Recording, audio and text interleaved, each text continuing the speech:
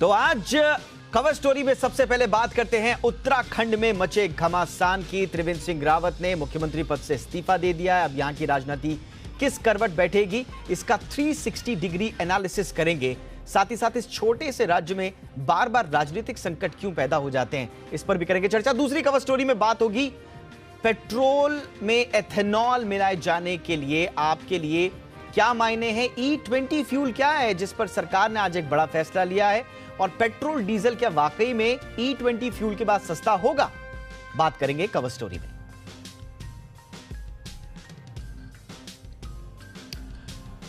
तो सबसे पहले बात कवर स्टोरी में बात उस राज्य की जिसने महज 20 साल के अपने सफर में 9 मुख्यमंत्री देख लिए। जी हां, बात उत्तराखंड की, जहां त्रिवेंद्र सिंह रावत के इस्तीफे के बाद अब राज्य को 20 साल के छोटे से सफर के दौरान 10वां मुख्यमंत्री एक तरह से मिलने वाला है। उस पर मंथन होगा।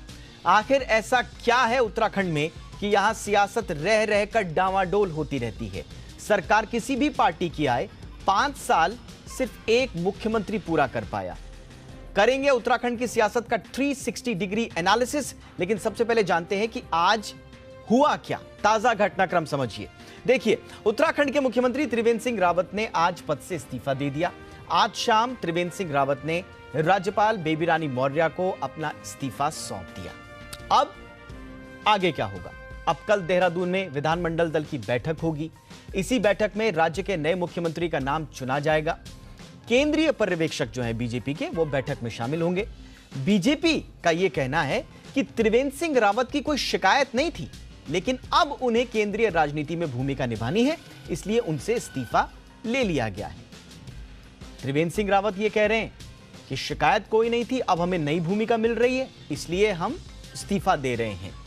अब आइए सुनाते हैं, पहले आपको अंदर की कहानी, dark and part of the story भी बताएंगे कि त्रिवेंद्र सिंह रावत के इस्तीफे के पीछे की राजनीति दरअसल क्या है, कहानी क्या है, यह भी बताएंगे। पहले सुन लेते हैं कि इस्तीफा देने के बाद त्रिवेंद्र सिंह रावत ने क्या कहा। पार्टी ने विचार किया और संयुक्त रूप से, सामूहिक रूप से ये निर्णय लिया कि मुझे अब किसी और को ये मौका देना चाहिए। माननीय राज्यपाल को अपना त्यागपत्र सौंप करके आ गया हूं। तो त्रिवेंद्र सिंह रावत ने दे दिया है इस्तीफा। लेकिन 20 साल के, जैसे हमने कहा कि 20 साल के छोटे से सफर में 9 मुख्यमंत्री देख लिए राज्य ने, और अब 10वें मुख्यमंत्री के लिए कल मंथन होगा। इसके मायने क्या, इस पर करेंगे हम विस्तार से चर्चा। लेकिन पहले समझ लेते हैं त्रिवेंद्र सिंह रावत के इस्तीफे की कहानी, पूरी कहानी आपको बताते हैं। क्या सिर्फ नई जिम्मेदारी देने के लिए ही त्रिवेंद्र सिंह रावत का इस्तीफा लिया गया है? हुआ क्या उत्तराखंड की अंदरूनी राजनीति में, यह समझिए ग्राफिक्स के जरिए। देखिए, इसको आपको समझाते हैं कि पूरा का पूरा मामला गैरसैंण से जुड़ा हुआ है। देखिए, गैरसैंण को हाल ही में कमिश्नरी बनाने पर बवाल मचा। त्रिवेंद्र सिंह रावत ने गैरसैंण को कमिश्नरी यानी कि मंडल घोषित किया था। बेसिकली उत्तराखंड में आपको यह बता देते हैं कि उत्तराखंड में 2 मंडल अब तक थे, गढ़वाल और कुमाऊं। अब गैरसैंण को मिलाकर वहां हो गए हैं 3 मंडल। अब तक जो पॉलिटिक्स चलती थी, गढ़वाल वर्सेस कुमाऊं की चलती थी, खींचातान भी होती थी, ये भी देखने को मिलता था। लेकिन गैरसैंण अब एक नया मंडल आ गया, यानी कि तीसरा मंडल। उसमें दरअसल हुआ यह कि 2 जिले गढ़वाल से लिए गए, 2 जिले कुमाऊं से लिए गए। लेकिन कुमाऊं से जो अल्मोड़ा और बागेश्वर, ये 2 जिले लिए गए, उससे कुमाऊं के नेता भड़क गए, नाराज हो गए, क्योंकि अल्मोड़ा और बागेश्वर को कुमाऊं की शान कहा जाता था। अब ये चले गए गैरसैंण में, तो नेता हो गए असंतुष्ट। और ये असंतोष जो है, ये त्रिवेंद्र के खिलाफ पनपता गया और त्रिवेंद्र सिंह रावत के खिलाफ उनकी सरकार के विधायक, बीजेपी के नेता मनमाने फैसले लगाने का आरोप लगाने लगे। देखिए, त्रिवेंद्र सिंह रावत गढ़वाल से आते हैं, ये भी आपको बता दें। अब आगे क्या हुआ? त्रिवेंद्र सिंह रावत का लोगों और मीडिया में लोकप्रिय नहीं होना, यह आरोप लगाया गया कि वो लोगों के बीच में लोकप्रिय नहीं है। कुछ सर्वे भी आए थे जिसमें कहा गया था कि वो सबसे अलोकप्रिय मुख्यमंत्री हैं देश के। बहरहाल, कई महीनों से 3-3 कैबिनेट के पद खाली होने पर सवाल उठ रहे थे। देखिए, छोटा सा राज्य है, राजनीतिक खींचतान रहती है, लेकिन कैबिनेट के 3-3 पद कई महीनों से खाली थे। कहा जा रहा था कि भर दीजिए, लेकिन त्रिवेंद्र सिंह रावत नहीं भर रहे थे। 2022 के चुनाव वहां पर अब होने हैं, अगले साल। ऐसे में पार्टी के नेताओं ने कहा कि अब उनकी छवि का नुकसान बीजेपी को अगले चुनाव में होगा, यह बताया गया। आगे क्या हुआ, इस बात की आशंका जाहिर की गई कि अगर 22 में चुनाव अगर होते हैं, देखिए अभी बीजेपी प्रचंड बहुमत में है, वहां पर 57 सीट 70 में से लेकर मुख्यमंत्री त्रिवेंद्र सिंह रावत को बनाया गया था। तो ऐसा भी नहीं है कि राजनीतिक अस्थिरता हो, पार्टी मजबूत है, प्रचंड बहुमत अभी भी है, लेकिन छवि के कारण कहीं नुकसान ना हो जाए। अब ये सारा का था और अंत में फिर दिल्ली असंतोष पनपाए हुए नेता पहुंचे और आला कमान को यह बताया गया कि त्रिवेंद्र सिंह रावत का रहना पार्टी के लिए ठीक नहीं है और फिर बाद में फैसला लिया गया कि त्रिवेंद्र सिंह रावत का इस्तीफा होगा। अब अगला मुख्यमंत्री कौन होगा, फटाफट देखते हैं कि कौन कौन से नाम रेस में चल रहे हैं। तो अगला मुख्यमंत्री जो नाम चर्चा में आ रहा है वो आ रहा है धन सिंह रावत का। अब धन सिंह रावत वहां पर मंत्री भी हैं, उच्च शिक्षा मंत्री हैं और कहा जाता है कि ये संघ के भी करीब हैं और दिल्ली के भी करीब हैं। हालांकि इनको बहुत ज्यादा लंबा अनुभव नहीं है राजनीति का, पहली बार ही विधायक बने हैं, लेकिन इनका नाम आगे चल रहा है। अगला नाम देखते हैं कि किसका नाम आ रहा है। अनिल बलूनी, आपको याद होगा राज्यसभा सांसद हैं, कोई चुनाव नहीं लड़े हैं, लेकिन केंद्र में खास तौर से मीडिया प्रबंधन में बीजेपी के सबसे बड़े चर्चित नेता हैं अनिल बलूनी। इस वक्त राज्यसभा सांसद हैं और उनका नाम अब चल रहा है कि हो सकता है उनको उत्तराखंड मुख्यमंत्री बनाकर भेजा जाए। अब है सतपाल महाराज, कद्दावर नेता है, कांग्रेस से बीजेपी में आए थे और बीजेपी में आने के बावजूद अपनी पैठ बनाने में कामयाब हुए हैं। गढ़वाल के बड़े नेता माने जाते हैं, केंद्र में कई महत्वपूर्ण कमिटियों के चेयरमैन भी रहे हैं, सांसद रहे हैं लंबे समय तक। सतपाल महाराज का नाम आ रहा है उत्तराखंड के नए मुख्यमंत्री के नाम पर। और अजय भट्ट जो कि नैनीताल से मौजूदा सांसद हैं और बीजेपी के प्रदेश अध्यक्ष भी रह चुके हैं, उनका नाम भी आगे चल रहा है मुख्यमंत्री पद पर। तो ये 4-5 वो नाम है जिनमें से किसी एक पर अब किसी को फैसला लेना है। और सबसे एक और नाम, दिलचस्प नाम, रमेश पोखरियाल निशंक, जो कि पहले भी मुख्यमंत्री रह चुके हैं और इस वक्त देश के शिक्षा मंत्री हैं, जिनको मिनिस्ट्री ऑफ एचआरडी भी कहा जाता है, अब शिक्षा मंत्री हो गए, तो उनका नाम भी आगे चल रहा है। अब देखते हैं कि इसमें कौन से चेहरे पर कल विधानमंडल की बैठक में मुहर लगेगी, यह देखना दिलचस्प होगा। लेकिन उससे पहले जरा समझ लेते हैं कि ये जैसा हम छोटे से राज्य की बात कर रहे थे कि 20 साल के छोटे से सफर में 9 मुख्यमंत्री, अब 10वां मुख्यमंत्री आने वाला है, इस पर करेंगे चर्चा। लेकिन उससे पहले उत्तराखंड के प्रभारी दुष्यंत गौतम से जी मीडिया की खास बातचीत हुई है मुख्यमंत्री पद को लेकर। उन्होंने क्या कहा, सुनते हैं। त्रिवेंद्र सिंह रावत जी ने इस्तीफा दे दिया, नया सीएम कौन होगा? कल विधायक दल की बैठक होगी सुबह 10 बजे, उसके बाद निर्धारित करेंगे, जो राय देंगे सबकी राय को केंद्र को हमने अवगत कराना होगा और फिर वो जैसे डिसाइड करेंगे उसको। दूसरा ये कि आप त्रिवेंद्र सिंह रावत के कामकाज से आप लोग खुश नहीं थे? बहुत अच्छा काम किया त्रिवेंद्र रावत जी ने। त्रिवेंद्र रावत जी जैसे कदावर नेता को हम कहीं भी अच्छी जगह इस्तेमाल करेंगे जी। क्या उनको राष्ट्रीय राजनीति में लाने के विचार हो रहा है? बिल्कुल, राष्ट्रीय राजनीति में और ऐसी जगह लेके आएंगे जहाँ उनकी उपयोगिता और भी ज़्यादा होगी, क्योंकि उन पर संगठन का भी अनुभव है, उनको विचारों का भी अनुभव है उनके पास में, और पहले भी वो राष्ट्रीय राजनीति में रहे हैं और लगता है कि मुझे भारतीय जनता पार्टी को आगे बढ़ाने के लिए उनकी बहुत उपयोगिता है। और इस वक्त मेरे साथ ज्यादा बातचीत के लिए जाने माने पत्रकार और राजनीतिक मामलों के जानकार पुष्पेश पंत जी जुड़ चुके हैं। पुष्पेश जी, बहुत बहुत स्वागत है सर आपका। सबसे पहले हम यही आपसे समझना चाहेंगे, आप खुद उत्तराखंड से ताल्लुक रखते हैं काफी करीबी से, वहां की राजनीति समाज को देखा है आपने। ये सर पहले कहा जाता था कि हो सकता है सरकारों के पास पर्याप्त बहुमत ना हो, छोटी छोटी दलों का जो है दबाव भी रहता था, लेकिन इस बार तो प्रचंड बहुमत की सरकार थी। इस बार भी एक मुख्यमंत्री बीजेपी का कार्यकाल पूरा नहीं कर पाया। इस विडंबना को किस तरह से देखते हैं पुष्पेश जी? मुझे लगता है कि हमारा दुर्भाग्य उत्तराखंड का यह रहा है कि राष्ट्रीय दल कांग्रेस हो या भाजपा हो, एक ऐसे व्यक्ति को मुख्यमंत्री के रूप में आला हाईकमान आरोपित करती रही है राज्य में, जिसकी न तो इसको जनादेश है, न लोकप्रिय है, न कार्यकुशल है। मुझे लगता है यही संयोग है कि अंग्रेजी मुहावरे में जो कहते हैं किकिंग अपस्टेयर्स, लड़कियां के ऊपर वाली किसी कुर्सी पर पहुंचाना, वो त्रिवेंद्र सिंह जी के साथ हो रहा है।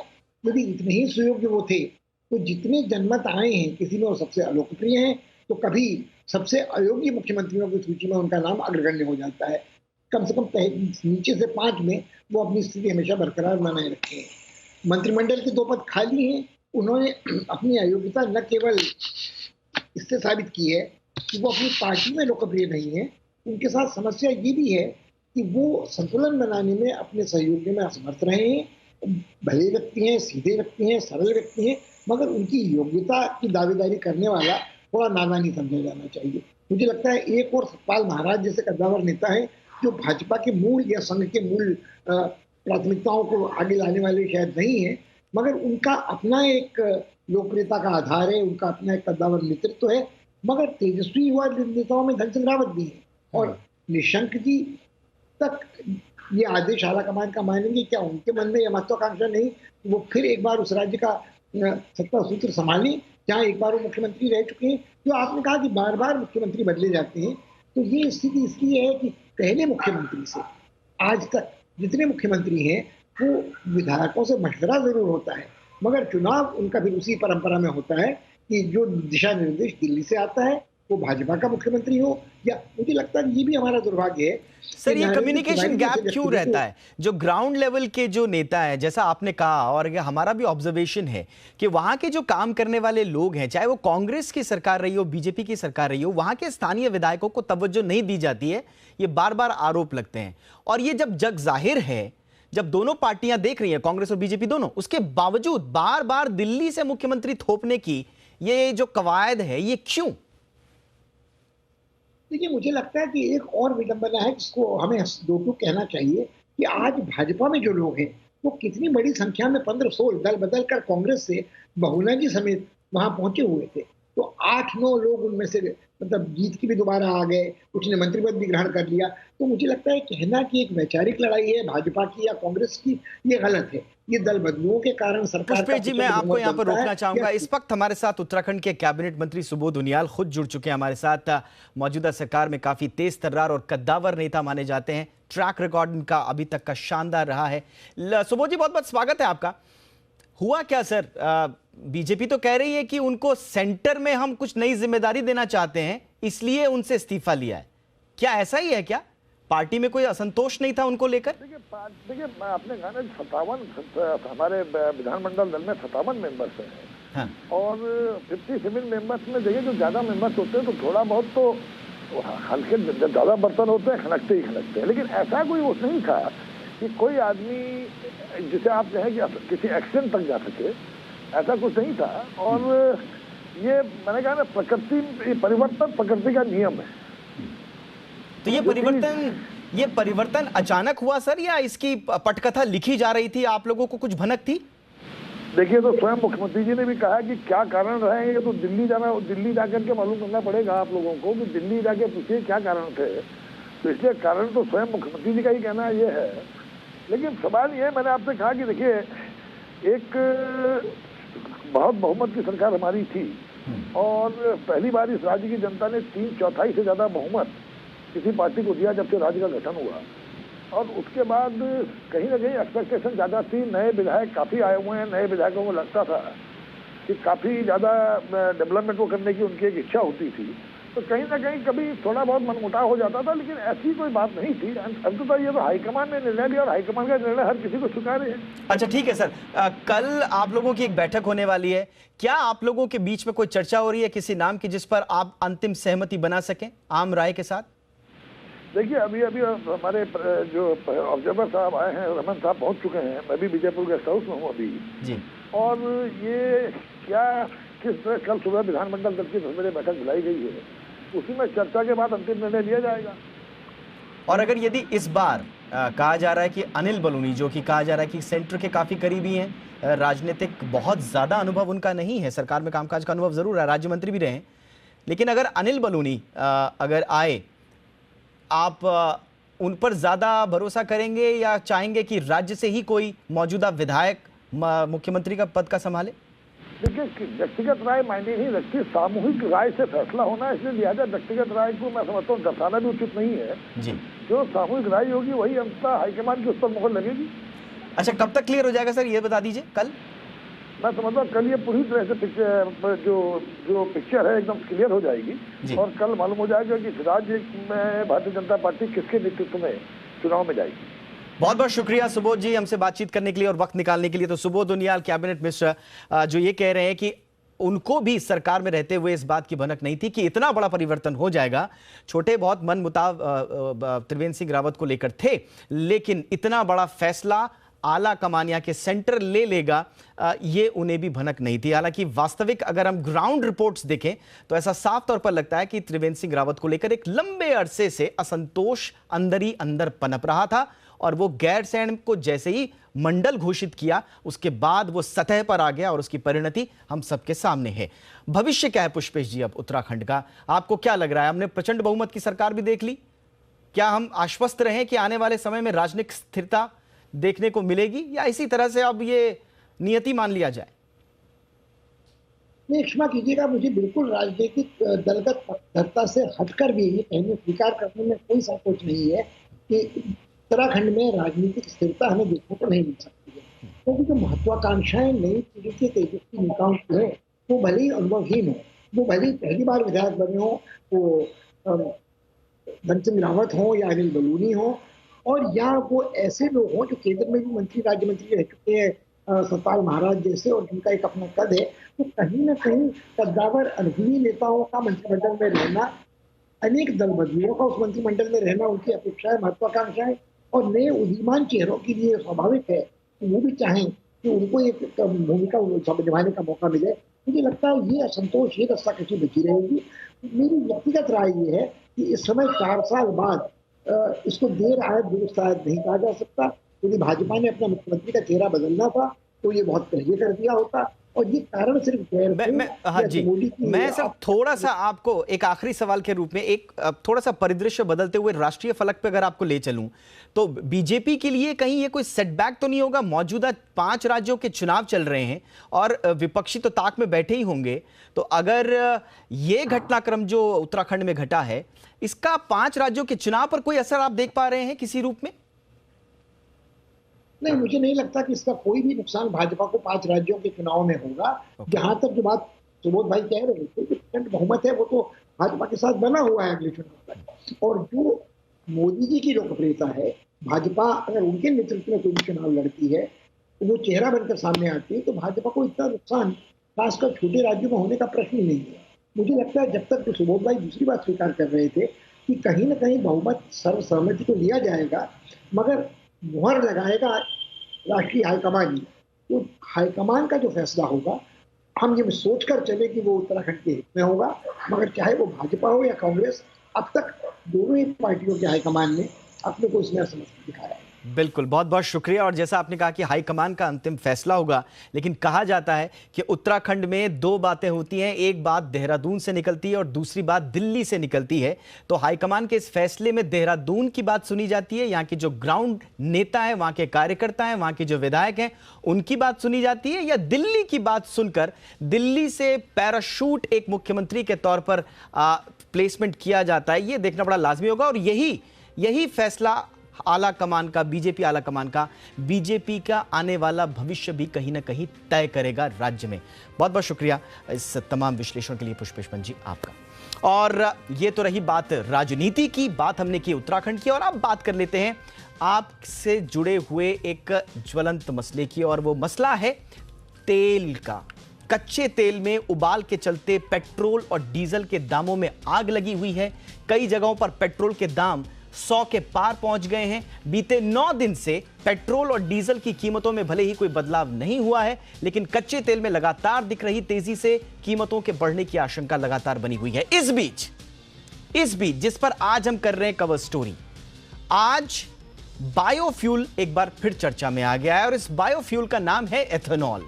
अब एथेनॉल पर क्या खबर है, सबसे पहले आपको बता देते हैं। देखिए, पेट्रोल डीजल की बढ़ती कीमतों के बीच एक राहत भरी खबर आई। सरकार ने बाइक्स और कारों में E20 फ्यूल यानी कि एथेनॉल 20%, इसीलिए इसे E20 कहा जाता है, इस फ्यूल के इस्तेमाल की इजाजत दे दी है। E20 का मतलब है ऐसा पेट्रोल जिसमें 20% एथेनॉल मिला होगा। सड़क परिवहन मंत्रालय ने E20 को इस्तेमाल करने के लिए नोटिफिकेशन जारी कर दिया है। साथ ही साथ मंत्रालय ने कहा है कि कार और बाइक मैन्युफैक्चरर्स को अलग से बताना होगा कि कौन सा वाहन E20 के लिए उपयुक्त है, और इसके लिए वाहन में बाकायदा एक स्टिकर भी लगाना होगा। तो ये E20 क्या वाकई में गेम चेंजर साबित होगा, इसको लेकर अब बन चुकी है चर्चाओं का जो दौर है वो एक बार फिर से गर्म हो चुका है। इथेनॉल एक बार फिर से चर्चाओं में है, लेकिन अब आपको समझाते हैं कि इथेनॉल के आने से क्या फायदा क्या नुकसान होगा, यह भी जरा समझ लेते हैं। तो आपको ग्राफिक्स के जरिए समझाते हैं कि इथेनॉल के आने से क्या बदल जाएगा। सबसे पहले उसके फायदे देखते हैं कि क्यों सरकार इस पर फोकस कर रही है। और जो बायोफ्यूल पॉलिसी थी, आपको याद होगा 2018 की, उसमें खास तौर पर इसको फोकस में रखा गया था। अब देखिए, इससे होगा ये कि इंपोर्ट पर भारत की जो निर्भरता है वो कम होगी। प्रधानमंत्री नरेंद्र मोदी ने भी कहा था कि इंपोर्ट पर डिपेंडेंसी कम करनी चाहिए थी पिछली सरकारों को, हम कोशिश कर रहे हैं। एथेनॉल अगर आता है, भारत में इसका उत्पादन होगा, इंपोर्ट पर निर्भरता कम होगी। फिलहाल आपको मालूम ही है कि जो तेल का निर्भरता है वो 83% है इंपोर्ट पर, यानी कि जितनी हमारी जरूरत है उसका 83% तेल हम आयात करते हैं, बाहर से मंगाते हैं, जिसे इंपोर्ट कहा जाता है, तो उस पर निर्भरता कम होगी। पेट्रोल में एथेनॉल से CO2 कम निकलेगा, यानी कि कार्बन उत्सर्जन कम होगा, तो पर्यावरण के लिए एक अच्छी बात इसमें रहेगी। इसके अलावा क्योंकि एथेनॉल बनता है मक्का से, गन्ना से, खाद्य पदार्थ जो उगाते हैं अनाज से, तो इसको उगाने में किसानों को फायदा भी होगा। तो कहा जा रहा है कि उनकी आय बढ़ेगी, उनको फायदा होगा, और किसानों की आय दोगुनी करने के लिए भी कई बार सरकार ने इस चीज को जोड़ा है। चीनी मिलों को कमाई का नया जरिया मिलेगा, क्योंकि बेसिकली ये पूरा का पूरा एथेनॉल का जो प्रोडक्शन है वो शुगर से, गन्ने से और चीनी मिलों से जुड़ा हुआ है, तो उनके भी दिन बहुरेंगे। इस बात के लिए इस पर फोकस किया जा रहा है। और तेल के बढ़ते दाम में भी कटौती की उम्मीद है, क्योंकि एथेनॉल पर जो टैक्स है वो कम लगता है, पेट्रोल पर ज्यादा है। तो कहा जा रहा है कि एथेनॉल को अगर बढ़ावा देंगे तो इससे कीमतें भी कम होंगी। अब इसके नुकसान भी हैं। नुकसान क्या है, इसकी चुनौतियां क्या हैं? नुकसान तो नहीं कहेंगे, चुनौतियां बहुत सारी हैं। अब चुनौतियां दरअसल ये हैं कि तेल कंपनियों के पास स्टोरेज की दिक्कत है। एथेनॉल का प्रोडक्शन तो है पर्याप्त मात्रा में, उसका स्टोरेज का एक बहुत बड़ा इशू है जो देश में चल रहा है। स्टोरेज नहीं कर पा रही है कंपनियां, तो क्यों कंपनियों फिर अपनी लागत को बढ़ाएं। इसके अलावा महंगी तकनीक है इसकी, उचित इंफ्रास्ट्रक्चर का अभाव है, जैसे हमने कहा कि स्टोरेज के लिए जगह नहीं है, तकनीक क्योंकि महंगी है, तो इसलिए बहुत ज्यादा आश्वस्त कंपनियां इसको लेकर हों ऐसा नहीं लगता। ब्लेंडिंग करने में भारी निवेश की जरूरत पड़ती है। जो पेट्रोल और एथेनॉल को जो ब्लेंड किया जाएगा उसमें काफी निवेश की आवश्यकता है। तो क्या वाकई में इसके लिए कोई माहौल उपयुक्त अब तक बन पाया है? ऐसा कहना थोड़ा सा जल्दबाजी होगी, इसमें थोड़ा सा स्टडी करने की आवश्यकता है। जैव ईंधन की खेती बढ़ने से खाद्य वस्तुओं की महंगाई बढ़ती है। देखिए, अब किसान जैव ईंधन के लिए, एथेनॉल के लिए प्रोडक्शन उगाएगा या फिर खाद्य या खाने पीने के लिए खाद्य वस्तुओं का उत्पादन करेगा, ये एक उहापोह की स्थिति होगी। तो ऐसे में ऐसा ना हो कि हमारे खाने के लिए चीज़ें कम पड़ जाएं और उस पर हमारा फोकस ज़्यादा हो जाए। और सबसे बड़ा सवाल ये है कि एथेनॉल अगर ज़्यादा होता है तो जो इंजन है, मौजूदा इंजन, उन पर दबाव पड़ता है, उनकी सर्विस आपको ज़्यादा तेजी से करनी पड़ती है, तो मेंटेनेंस कॉस्ट जो है वो बढ़ सकती है आम कंज्यूमर की। तो ये हमने आपको मोटा मोटा समझाया कि एथेनॉल को के जो फायदे हैं वो क्या हैं और चुनौतियां इस पर क्या है। अब मेरे साथ जाने माने ऑटो एक्सपर्ट टूटू धवन साहब जुड़ चुके हैं, उनसे हम समझते हैं कि एथेनॉल का मतलब दरअसल ऑटो सेक्टर के लिए क्या है। टूटू जी, बहुत बहुत स्वागत है आपका। हमें समझाइए कि एथेनॉल के आने से, अभी तो E10 तो चल रहा है, यानी कि 10% मंजूरी है पेट्रोल में इथेनॉल मिलाने की, अब इसको 20% ब्लेंड करने की बात की जा रही है।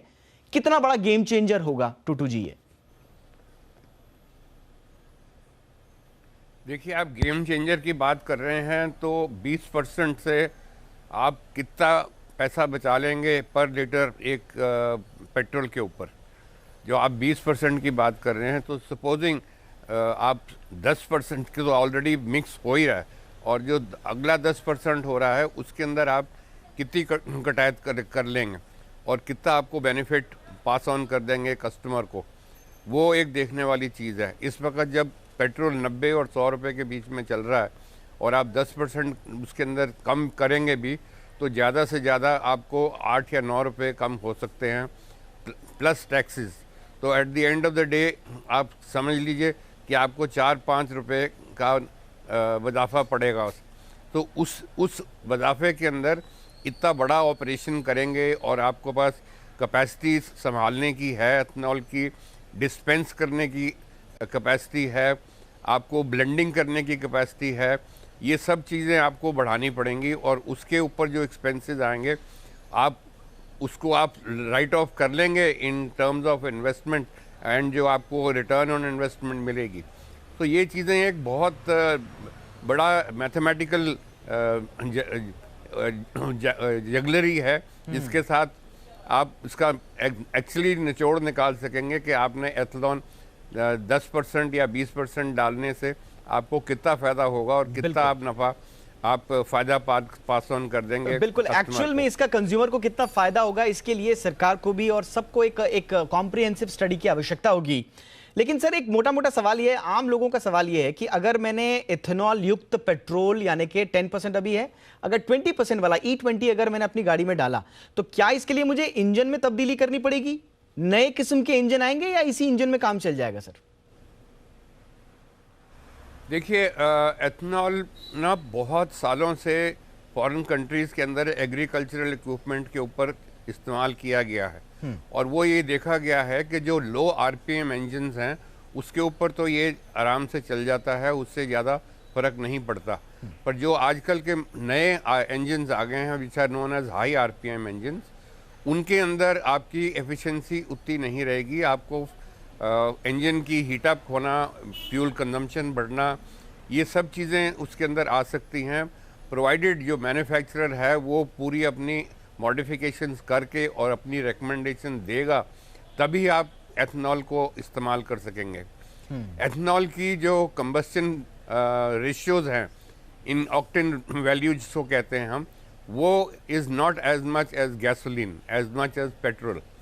अब वो जो आप ऑक्टेन रेटिंग उसकी और कम कर लेंगे पेट्रोल की, तो ऑब्वियसली जो स्ट्रेस और स्ट्रेन इंजन के ऊपर पड़ेगा उसका फिर लॉन्ग टर्म आपको क्या नुकसान होगा वो तो आने वाले दिन ही आपको बिल्कुल। और हमने पॉइंटर्स में थोड़ा सा समझाया भी कि किस तरह से इंजन पर लोड अगर बढ़ता है तो फिर अल्टीमेटली कंज्यूमर के लिए वो थोड़ा सा प्रॉब्लमैटिक हो लगा, लेकिन एक लॉन्ग टर्म के लिए सरकार इसे ग्रीन फ्यूल के तौर पर इसे देख रही है और भविष्य का फ्यूल भी इसे बीच बीच में कहा जाता रहा है।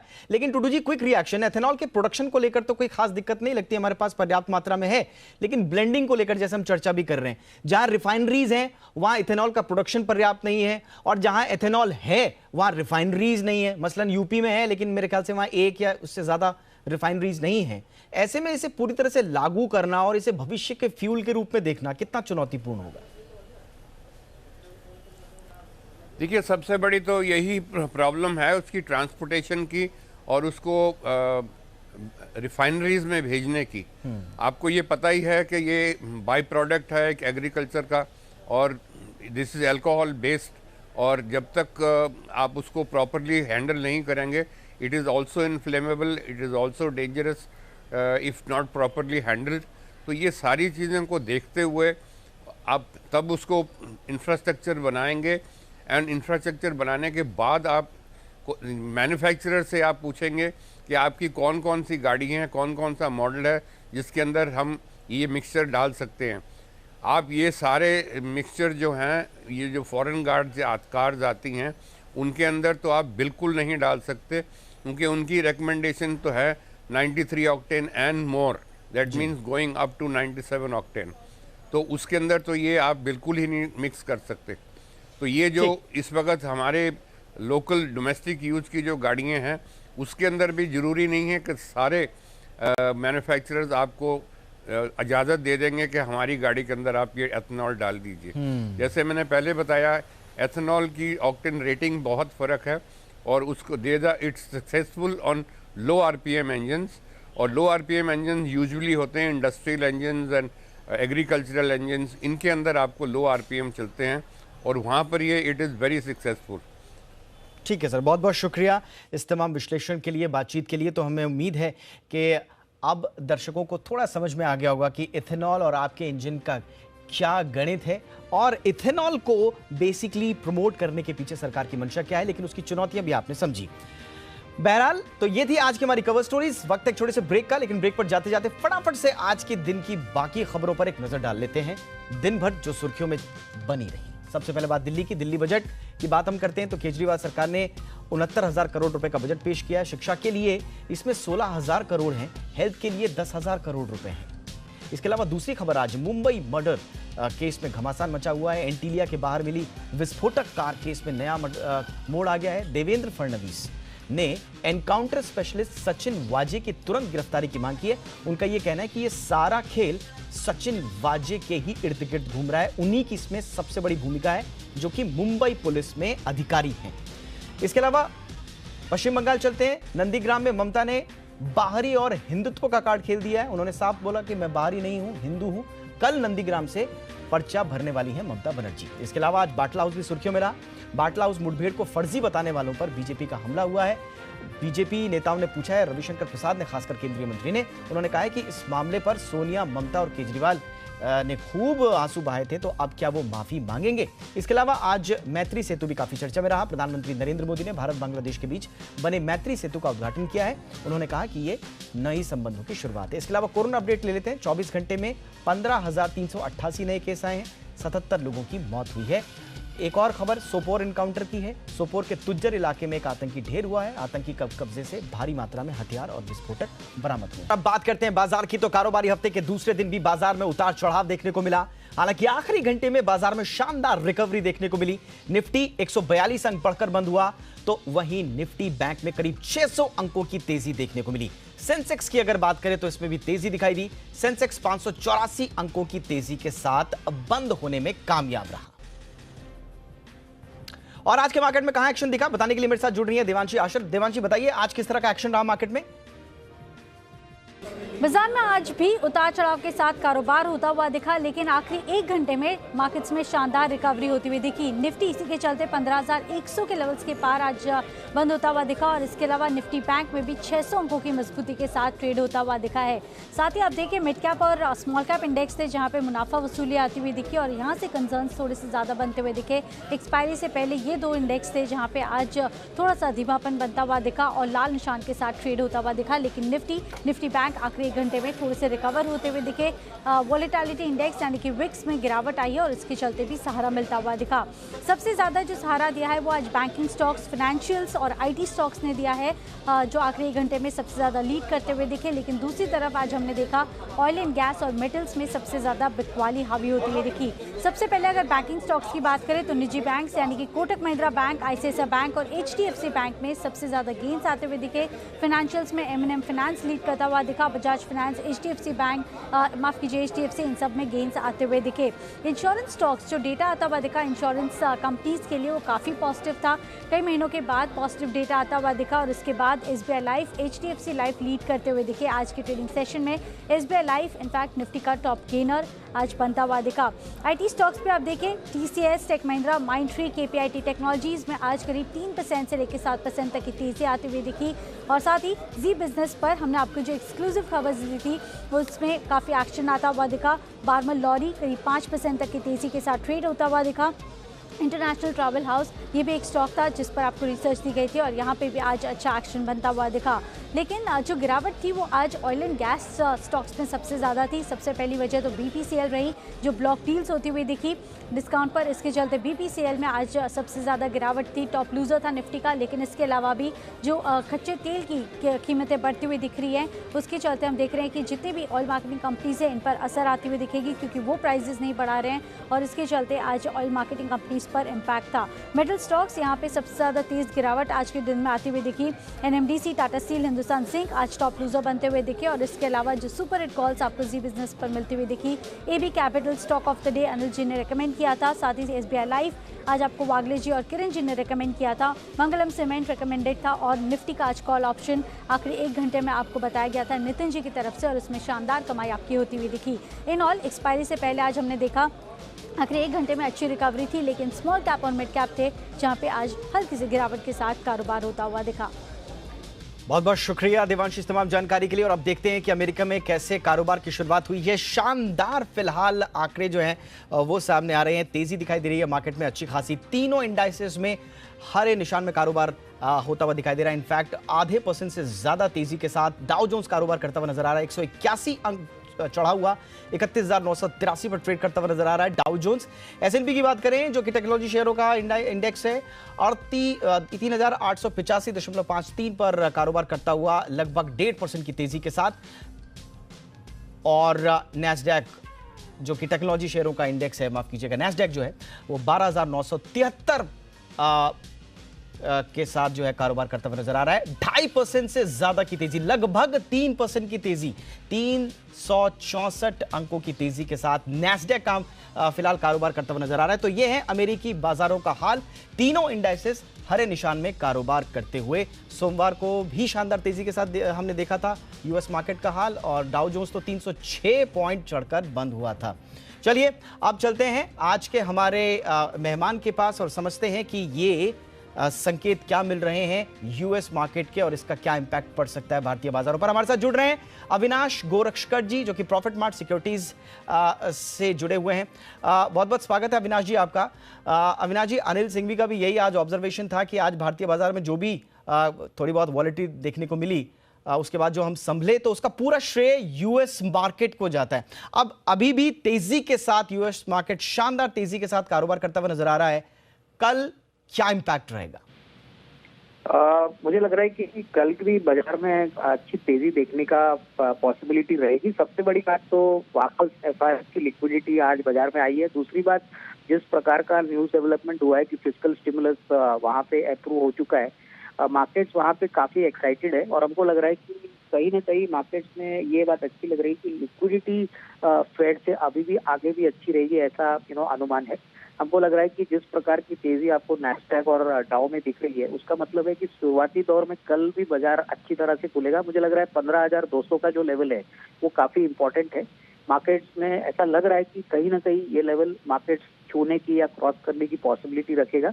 और यहाँ पे बैंकों के लिए मुझे लग रहा है बैंक्स और जो ज्यादातर जो कैपिटल गुड्स और ऑटो के जो शेयर है, यहाँ पे शायद आपको थोड़ी बहुत और तेजी देखने को मिले। तो ओवरऑल सेंटिमेंट मुझे लग रहा है बहुत ही अच्छा रहना चाहिए। कल बाजार तेजी से खुलने की पॉसिबिलिटी रहेगी। उसके बाद देखेंगे कि कितनी प्रॉफिट बुकिंग आती है, बट ओवरऑल हमको लग रहा है जो आज हमने देखा वो शायद कल भी अच्छी तरह से सस्टेन मार्केट में हो सकता है। और अविनाश जी, आपने भी कहा एफआईएस का जिक्र भी आपने क्या करीब 2800 करोड़ रुपए की शानदार खरीदारी आज एफआईएस ने की है।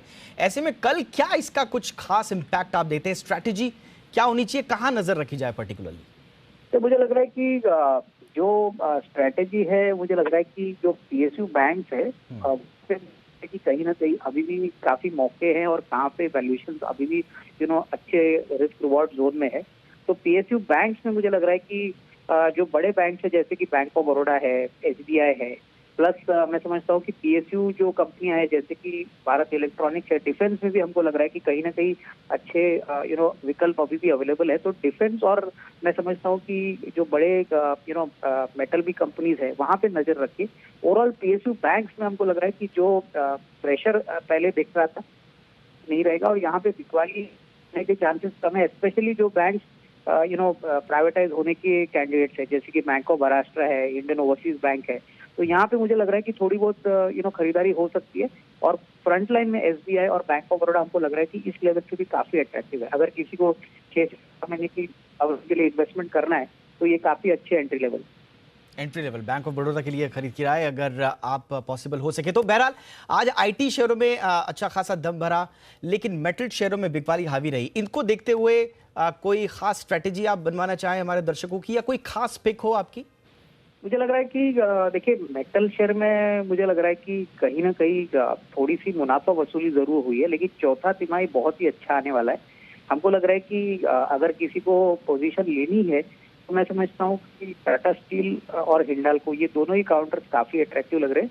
शॉर्ट टू मीडियम टर्म में हमको लग रहा है कि हिंडाल्को एक अच्छा विकल्प लग रहा है और एल्यूमिनियम के प्राइसेस रिकॉर्ड हाई पे चल रहे हैं। तो यहाँ पे हमको लगता है कि शॉर्ट टू मीडियम टर्म के लिए और even for the next 3 to 4 month अच्छा पोजिशनल पिक हो सकता है। तो हिंडाल्को पे जरूर नजर रखिए। और मेटल पे मुझे नहीं लग रहा है कि कोई भारी बिकवाली अभी आगे आएगी। मार्केट्स जैसे यूएस मार्केट्स बढ़ते हैं तो नॉर्मली हमने देखा है कि मेटल कंपनीज भी काफी ग्लोबली ओरिएंटेड होते हैं, तो इनमें भी अच्छी तेजी आपको देखने को मिल सकती है। चलिए, तो पोजिशनल ट्रेडर्स के लिए हिंडाल्को है अभी फिलहाल की रिकमेंडेशन। अविनाश जी की बहुत बहुत शुक्रिया। अविनाश जी, हमारे दर्शकों के लिए कल की और आने वाले वक्त में जो बाजार की तैयारी है उसको करवाने के लिए बहुत बहुत शुक्रिया आपका। आप जरा फटाफट से देख लेते हैं कि सोने चांदी के क्या हाल है।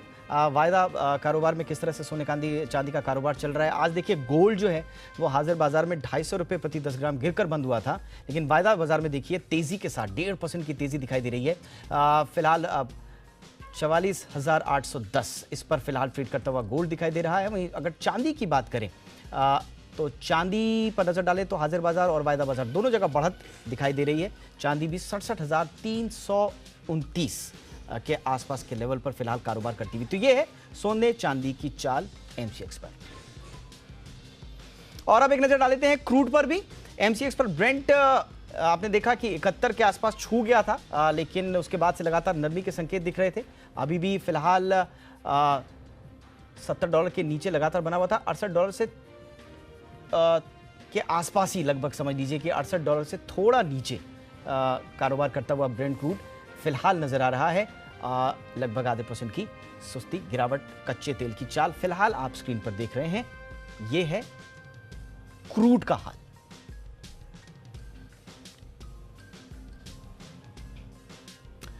और अब बात करते हैं तेल की, लेकिन तेल के डबल अटैक की भी बात कर लेते हैं। जी हां, कंज्यूमर पर महंगे तेल का डबल अटैक हो गया है। एक तरफ जहां महंगे क्रूड की वजह से पेट्रोल डीजल की ऊंची कीमतों ने कमर तोड़ रखी है, तो खाने के तेल ने किचन का जायका बिगाड़ दिया है। पिछले एक साल में क्रूड कीमतों में जहां 95% की तेजी आई है, दूसरी तरफ अलग अलग खाने के तेल के दाम पिछले एक साल में 30 से 60% तक महंगे हो गए हैं।